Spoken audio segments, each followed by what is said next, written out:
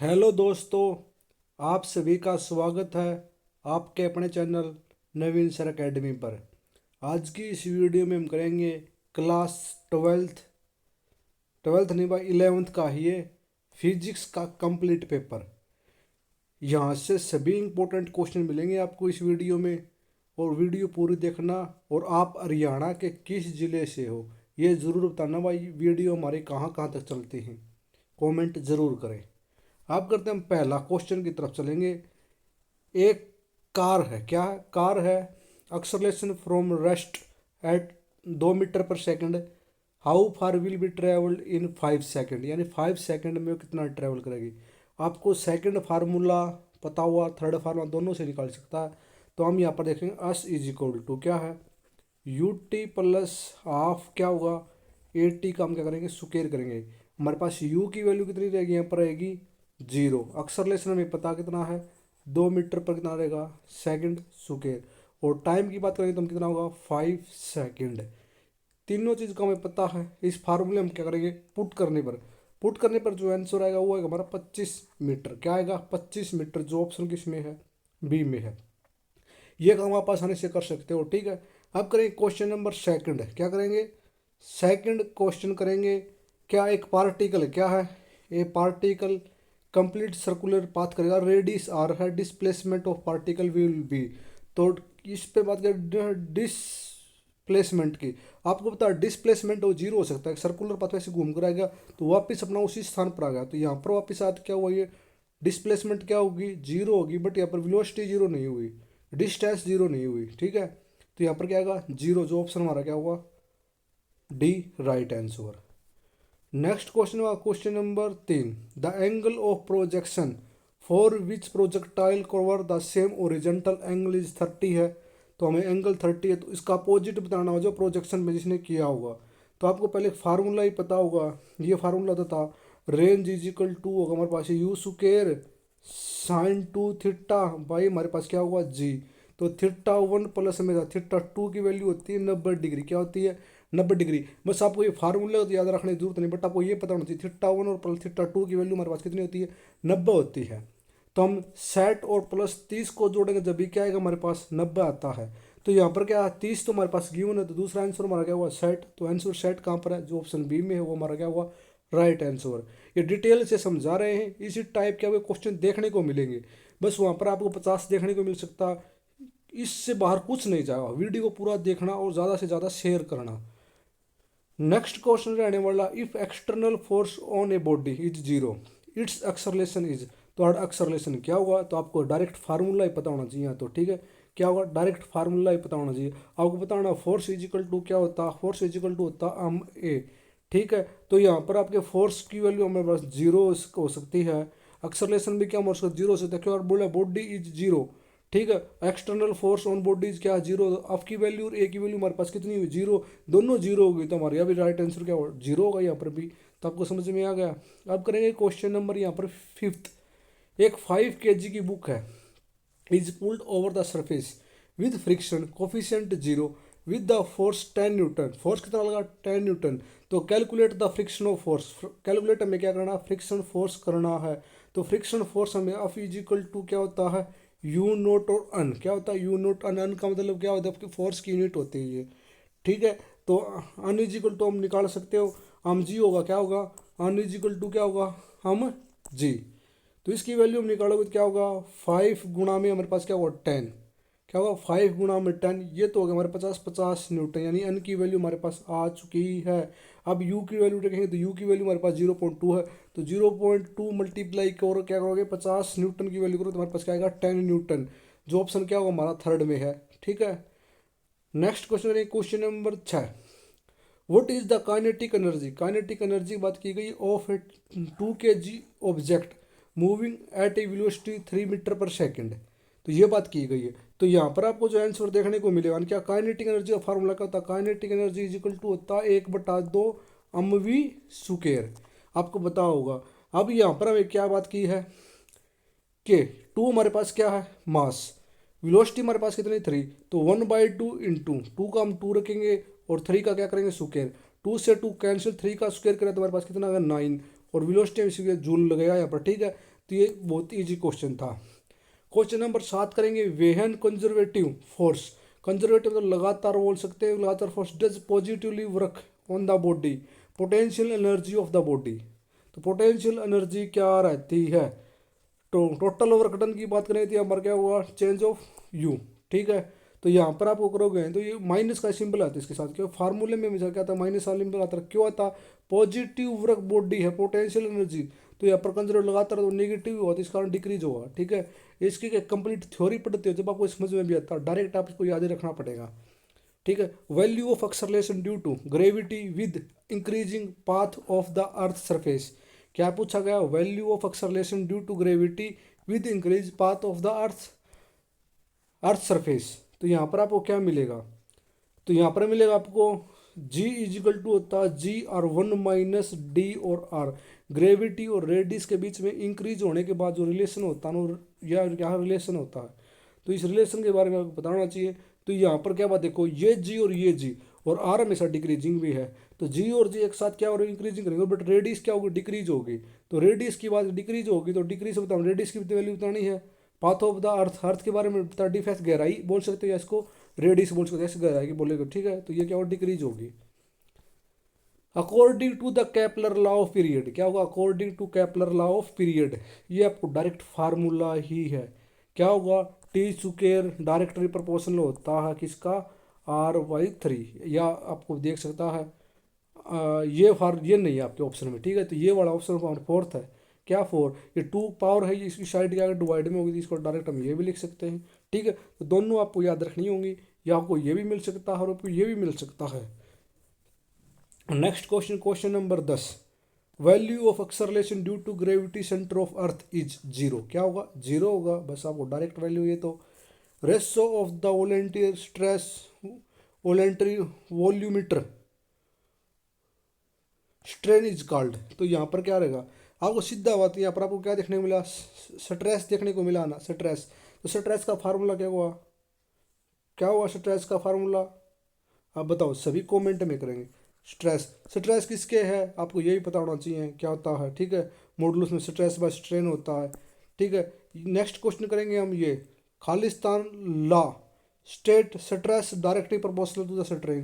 तो ये उक्सला होता है, कौन सा होता है, उक्सला, क्या होता है, उक्सला, HWKS उक्सला होता, जो क्या होता है, स्ट्रेस डायरेक्टली प्रोपोर्शनल किसके होता है, स्ट्रेन के। तो इजी क्वेश्चन था क्वेश्चन नंबर 12 का भी।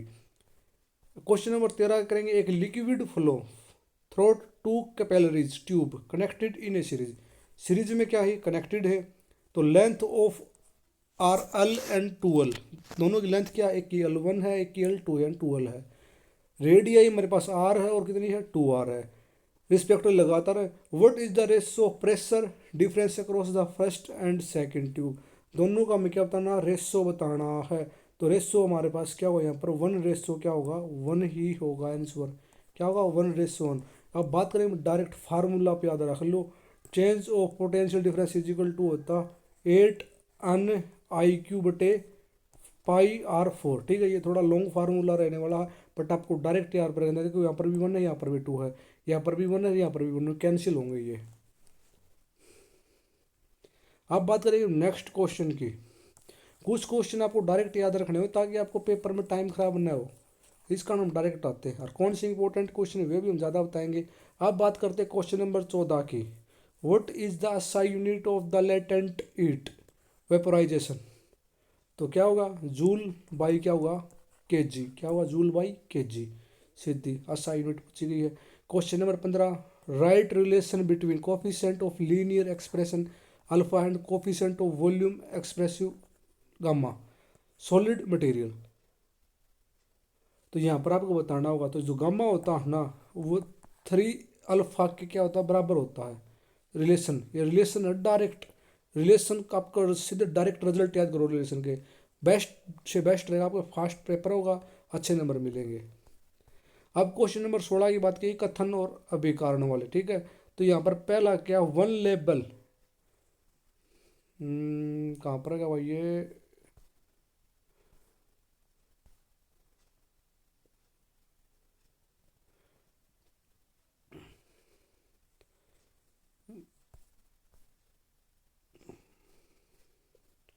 ये क्वेश्चन कहाँ गायब हो गया भाई। क्वेश्चन नंबर 17 देखते हैं बाबा आपका यहाँ पर। ठीक है, question number 17, zeroth law of the thermodynamic given the concept of energy के बारे में बात की है। और रीजन दिया गया internal energy is depend on temperature. क्या डिपेंड ऑन टेम्परेचर के बारे में बताया है।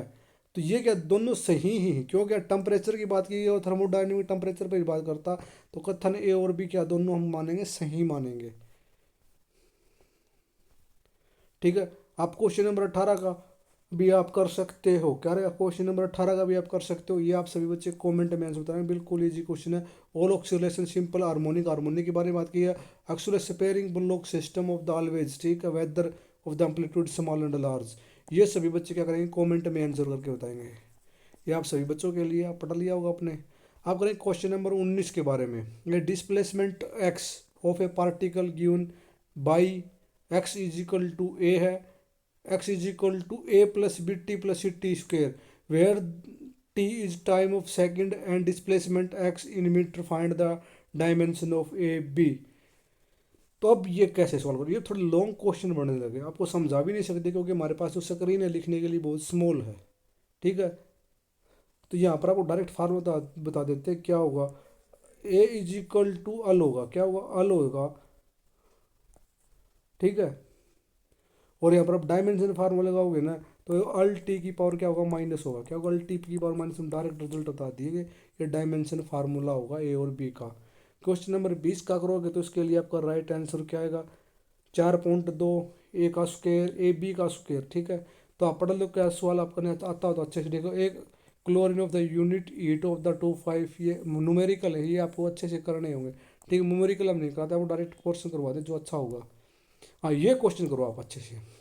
द अप्लाइड फोर्स क्या है, अप्लाइड फोर्स किया गया physical to 3i plus 4j plus 5 के पार्टिकल प्रोडक्ट और displacement 5i as equal to दे दिया हमारे पास 5i प्लस 4j प्लस 3 के। कैलकुलेट वर्क डन, तो वर्क डन का हमारे पास फार्मूला क्या होगा, total work equal to force और एस डिस्प्लेसमेंट। अब दोनों गुणा करवाए गए, 3 की और 5 की गुणा करवाए तो हमारे पास कितना आएगा, 15, क्योंकि आई की और आई के साथ, जे के साथ 4 4 कितना होगा हमारे पास, 16 होगा। और फिर जे के साथ 5 थी, फिर के का 15, इन सभी को जोड़ते हुए तो हमारे पास क्या आएगा, 46 जूल। ठीक है, आसान क्वेश्चन था। क्वेश्चन नंबर 22 का देख सकते हो, what is the elastic potential energy, mathematically formula spring having spring constant के। तो आपको ये थ्योरम याद रखनी होगी क्या होती है। ठीक है, तो ये क्या होगा, u इज इक्वल टू हमारे पास 1/2 के एक्स स्क्वायर, और e इज इक्वल टू हमारे पास, ये आपको ये भी देखना पड़ेगा, v2 minus v1 u minus u2। ठीक है, ये होंगे हमारे पास। अब आप 23 का क्वेश्चन भी देख सकते हो, आपको ये करना होगा, आप कर सकते हो। क्वेश्चन नंबर 24 का भी, utilise that the average thermal energy helium from the room temperature 27 degree पर। इंपॉर्टेंट क्वेश्चन है ये भी। The steel wire 50 metre long has mass 4 × 10⁻³ kg wire under the tension of 80 newton. ठीक है, what is the speed transverse value of wire, ये आप question कर सकते हो। क्वेश्चन नंबर 26 रहने वाला, an object moving the constant acceleration, draw time acceleration, time velocity, time displacement graph. ये ग्राफ बताना होगा आपको क्वेश्चन नंबर 26 में।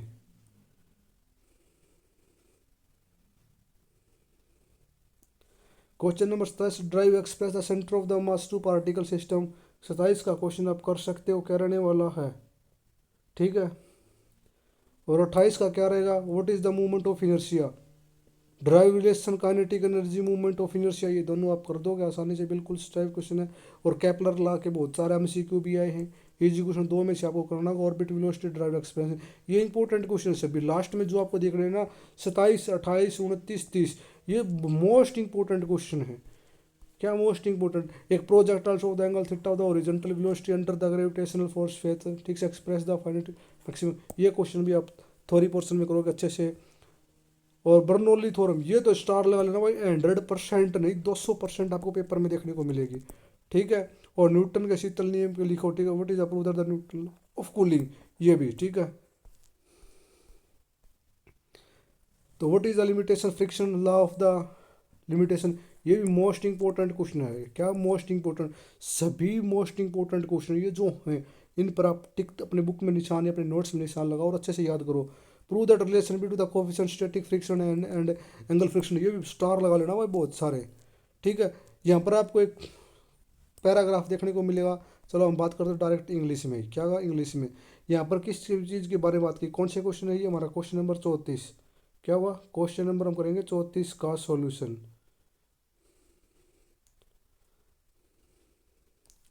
ठीक है, यहाँ पर आपको देखा मिलेगा मोलिकुल्स के बारे में था, सिंगल एटम्स है, ट्रांसफरेबल मोशंस। ठीक है, इसके बारे में तो ये आप क्वेश्चन करोगे तीनों, देखकर यहाँ पर आपको क्या क्या देखने को मिलेगा। ये हम बाद में कमेंट में कर देना, जिसको नहीं पता आंसर हम कमेंट में इनका आंसर ही बता देंगे, बट जिसको पता हो पहले कमेंट भी करें, क्योंकि आपके पास पूरा पैराग्राफ भी है और नीचे आपके पास क्या क्वेश्चन भी। स्क्रीन शूट लो, सॉल्यूशन करो, फिर हमारे पास इसका आंसर भेजो। ये 35 वाले क्वेश्चन में भी आपको देखने को मिलेंगे, ये भी आपको करने होंगे। ठीक है, इंपॉर्टेंट क्वेश्चन है जो हम कुछ क्वेश्चन आपके लिए छोड़े हैं।